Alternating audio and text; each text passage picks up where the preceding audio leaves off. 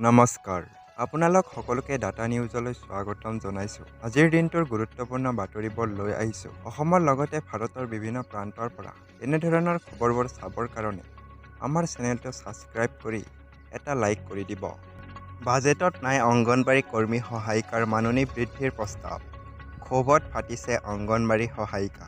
কিয় বাজেটত প্ৰস্তাৱ নল'লে অংগনবাড়ী কৰ্মী সহায়িকাৰ? ধাৰাবাহিক চলিব বিক্ষোভ কাৰ্যসূচী।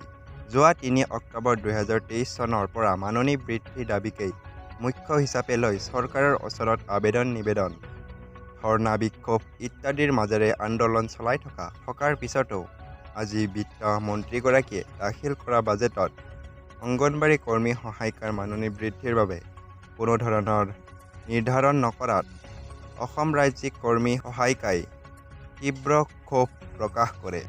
প্ৰাপ্যৰ মজুৰি আদায় দিয়াৰ সপক্ষে নহয়, এই চৰকাৰ নিষ্ঠুৰ আৰু নিৰ্দয়।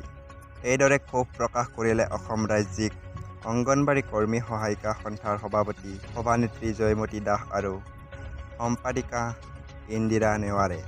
তেওঁলোকে জনায় যে এনে নিষ্ঠুৰতাৰ জবাব দিবলৈ অসমসমূহ কৰ্মী আৰু সহায়িকাক টাঙলি বান্ধি ওলাই আহিবলৈ আহ্বান জনায়।